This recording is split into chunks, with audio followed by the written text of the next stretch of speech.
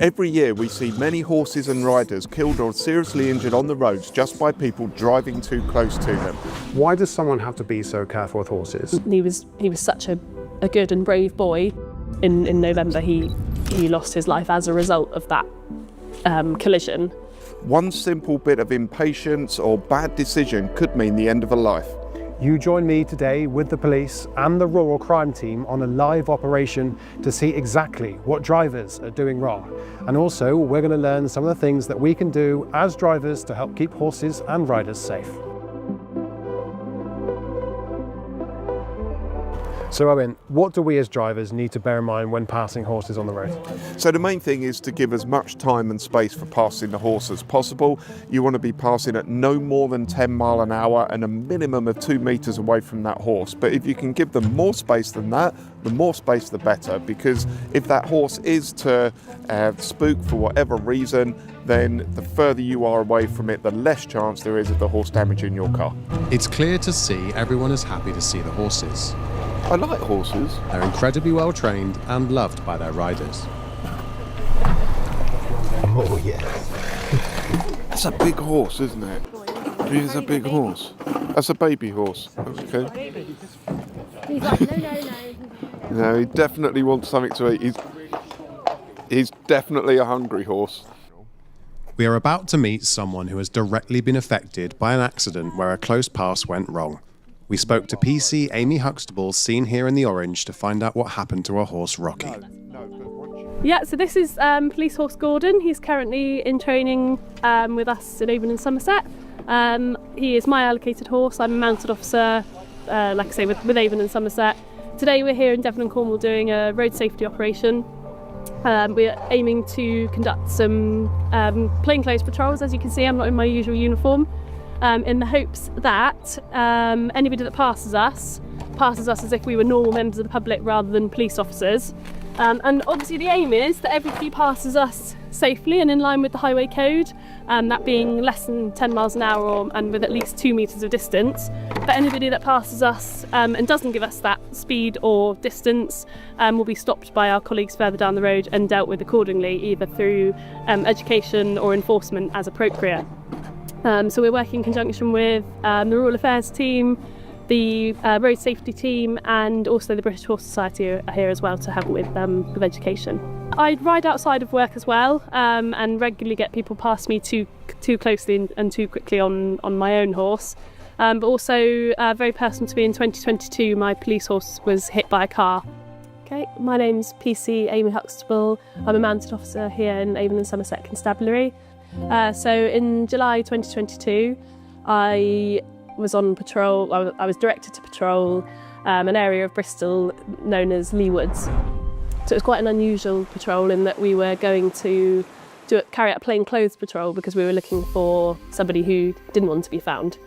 So at the time I was allocated a new horse, police horse Rocky. I'd had him since April 2022 when he first came in. He was a very, very promising young police horse. He passed his trial with flying colours. In June 2022 I took him to Glastonbury Festival, which is unheard of for a horse not only so young in age, because he was only 5 years old, really a very promising young horse and very exciting. So we thought nothing of going out on patrol in plain clothes. I was with my colleague PC Livingstone, who was riding Police Horse Platinum, and we rode from the place where we parked the lorry, patrolled Lee Woods to look for the person in question, and then we were on the way back along a road called Beggarbush Lane, which is in sort of South Bristol area, and we were riding two abreast, which we nearly always do as police horses, because it actually gives us a bigger profile. We're more likely to be seen by motorists coming from behind. And I was riding on the offside, so closer to the centre of the road. And as a remount rider, so I'm one of the officers on the section that produces the newer police horses, I'm used to always listening out for approaching traffic, because if I hear it coming too fast, I'll use my arm signals to ask it to slow down. But on this occasion, I did not hear anything coming. I didn't hear a vehicle coming. I didn't hear a revving engine. 2014 diesel Ford Focus, so I just do not understand why I didn't hear it coming. I can only describe one minute I was next to PC Livingstone talking to her, and then the next minute I was on the ground. It was bad. It was the one that it's the little things that get you. So it wasn't until probably 15 minutes after it happened, I can't remember if it was me or my colleague that noticed that his back shoes were gone. So the impact hit him so hard that he was blown out of his back shoes, which are nailed on to his feet. The case went to court in January 2023, and he was banned from driving for 3 months, which is the maximum for the offence of driving without due care and attention. Had my elbow been broken, it would have been a higher offence of caused serious injury through either due care or dangerous driving. This incident was not intentional, there wasn't intoxication, it didn't fall into the realms of a dangerous drive, it was a due care. So actually for the magistrates to sentence somebody to a ban for a due care is actually really, really unusual. I was pleased with that because it was they went at the maximum end of the penalties that they could give, which was reflective of not what happened to me but what happened to Rocky. But it has had a lasting impact in me, and I don't feel the same about riding on the roads, either on police horses or in my own time I have my own horse. It's changed my life forever.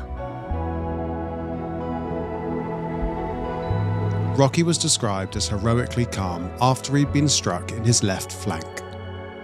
He made a promising recovery initially, but tragically had to be put down 3 months after the accident on the 28th of November 2022 due to his injury that ultimately meant he would never recover.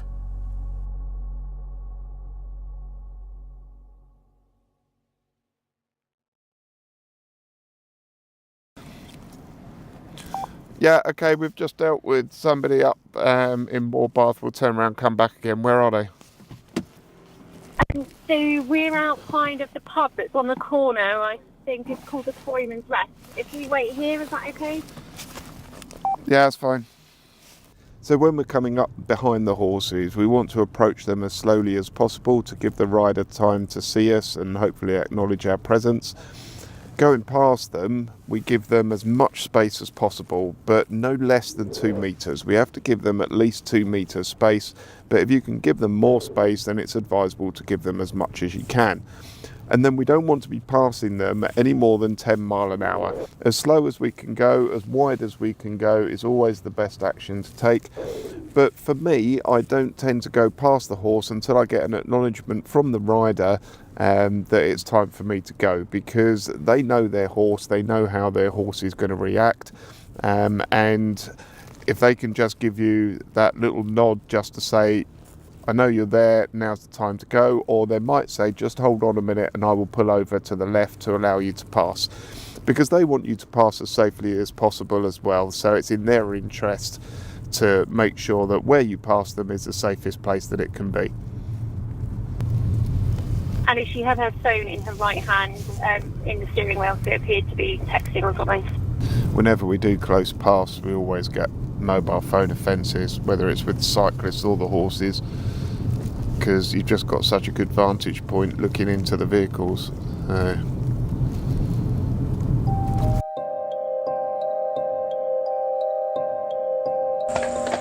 You can really see the advantage to this perspective from the body-worn cameras of the mounted police officers. The silver van. Driver doesn't have a seatbelt on. Allowing them to gain a unique perspective into vehicles, perfect for catching mobile phone users. It's also important to notice the hand signals the riders are giving. You can see with the lorry approaching, they first signal the lorry to stop because they understand how their horse will react in this situation. Thank you. So as you can see from the sheer size of these animals, it's really important that you stay as far away from them as possible, because if you get too close and you frighten the animal, it's likely it's going to go into your car and cause a whole load of damage. Now, a little bit later, Amy is going to talk about the flight aspects of how horses kind of work, really, and what could potentially spook them. But you can just see here how big these animals are and potentially the dangers that they could pose if you get too close to them on the road. You headbutt me or eat me. Oh, really? Really? No, look, he's covered me in slobber. Look at that, look. So a lot of the common driving mistakes that I see personally, both on duty and off duty, are drivers passing too closely to us, so well within the 2 metres, passing us but then cutting back in too quickly in front of us, which can startle the horses, passing us too quickly, well in excess of the 10 miles an hour, which is mandated in the highway code, revving their engines or sounding their horn. Obviously that can startle horses, again, they're flight animals, everything needs to be kept calm and quiet, and just general antisocial behaviour. So even on duty in uniform, I've had drivers swearing at me, making rude hand gestures. At the end of the day, obviously, we need to be sharing the road space. You might assume that police horses are unfazed by anything, but that isn't the case. So actually, here we've got 2 police horses that are quite close to the beginning of their journey as into their careers. We've only had Gordon since August, so he's very much still learning. He is good in traffic, but several horses aren't. So we choose horses as police horses that are good in traffic.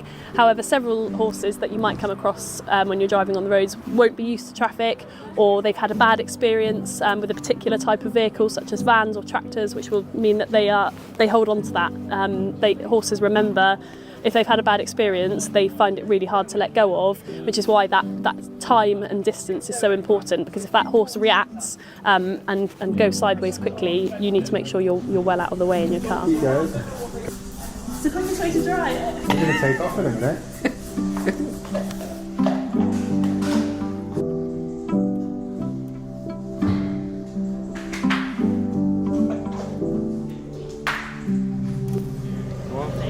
So we have Lisa from the British Horse Society, and I'd love to ask you, from a rider's perspective, what do you want us drivers to know about passing horses on the road?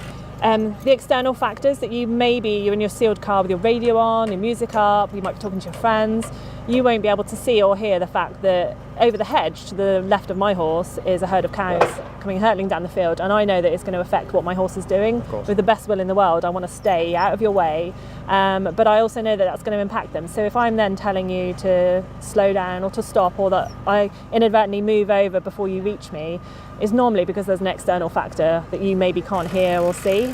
So a few years ago, driving past a horse used to be limited at 15 miles an hour, and of course now it's 10. So you want us to just drive past really carefully, just be courteous to the fact that horses do spook. Yeah. I grew up riding, I know that they are so easily spooked. Yeah. It could be a pigeon, it could be a pheasant coming out of the hedge. Yeah. So I suppose all in all, it's just drive past really slowly, attentively, turn your music down if you can, and if you do have a loud car, like a lot of us do, maybe dip the clutch, try and avoid it popping and banging, making too much noise. Yeah, and I'm gonna, my personal bugbear is if you're on a slight slope or in a gravelly area, when you go to pull away after you've stopped for the horse, and we're really grateful for that. But it's not a time to wheel spin. Well, as you say, slowing down when you go towards a horse, but also when you go away from them, just be attentive at both sides. So when I spoke to Lisa earlier from BHS, she mentioned that it's not as simple as just approaching a horse with care, but also how you pull away. And she says something that happens quite a lot is when they do pull away and accelerate fast, it lifts up the gravel, and that again can spook the horse. Yeah, so exactly that. You want to be approaching the horse nice and slowly, but then once you're past the horse, just really, give it as much time as possible before you slowly accelerate away. Don't go past the horse and then instantly accelerate away, because that in itself is likely to spook the horse. Now also, I would like to ask, do horse riders need to make sure that they have high vis, make sure that they're visible on the road, or is that down to the driver to make sure that they see them? The more visible people are when they're using the roads, the better. And that's not just horse riders, it's pedestrians, it's cyclists, it's anyone that's on the road network, because you want to be seen. It's no good arguing about it afterwards as to whose fault it was that somebody's been run over or somebody's been hit by a car. You want to stop that happening in the first place. And if you can be seen, there is far less chance of you being hit by the car, because the driver's going to see you nice and early, and everyone goes home happy. Well, ultimately, whether you're a cyclist, whether you're a dog walker or horse rider or a runner, be safe, be seen. Exactly that. Be safe, be seen. When it comes to passing a horse, speed is everything. Even a few extra miles an hour can spook a horse and cause a serious incident. And when you're approaching horses, that awareness really matters. That's why you use the Road Angel Pure Sync to keep you aware of speed at all times. It's not about avoiding fines, it's about keeping horses, riders, and everyone on the road safe. If you want to grab a Road Angel Pure Sync for yourself, or of course an amazing dash cam, you can use code GCN15 by using the link underneath this video to make yourself that much safer on our roads. Thank you to Road Angel. Of course, we wouldn't have been able to make this video today if it wasn't for the help of the British Horse Society. So Alan, on that note, outside of filming videos just like this, give us a little bit of an insight as to what you do behind the scenes and how the viewers can go and support your message from the British Horse Society. Okay, well, the Dead Slow campaign is the flagship road safety campaign that we run, and you can get every little bit of detail on our website, bhs.org.uk, and then look for Dead Slow. There's information there for motorists, for riders, and some case studies as well. So really important, have a look at it. We are there, we're passionate, and we are so committed to increasing the safety of horses on the roads. Why does someone have to be so careful with horses? There's bound to be people watching this video right now that have never spent any time with them. So please help us understand. Okay, an important point there, George. Horses are flight animals, so they are set up from way back, you know, in evolution to actually look out for a threat. So even now, even though they're domesticated, they are still wired up to think that maybe that saber-toothed tiger might be jumping out at them. So their eyesight, they can see things behind them, their smell, their hearing is all set up. So if it's something they're unsure of, they may well move very, very quickly and away from what they perceive as a threat. So on a road, if something frightens them or they're unsure of, they may move very, very quickly to their right in front of a car. And that's why it's so important that when you see that horse, you approach at that 10 miles an hour and give that 2 meters distance. You know, not all horses are going to shy at something, but you just never know. So that flight instinct will never be removed from horses. That will be evolution that does that. So even though police horses get desensitized, you can't take that flight instinct away from them. So have that in mind, that they will move that quickly if something upsets them. So thank you for chatting to you, George, and yeah, look forward to trying to get those figures coming down and make it safer for horses on the road. I will make sure that I stick the link to the website underneath this video, but also, do you have a social media platform that maybe they can go find? BHS Facebook and on Instagram as well. So yeah, we're out there and trying to get our messages out there for everybody. We are not working just for equestrians. We are working for the safety of drivers and other road users as well. I think it's a really important message, and honestly, I owe you so many thanks for coming down, to your team as well. Further on in this video, there's of course other people involved. We really appreciate your help. So thank you so much, and hopefully we can cover this again in the future. Thanks very much.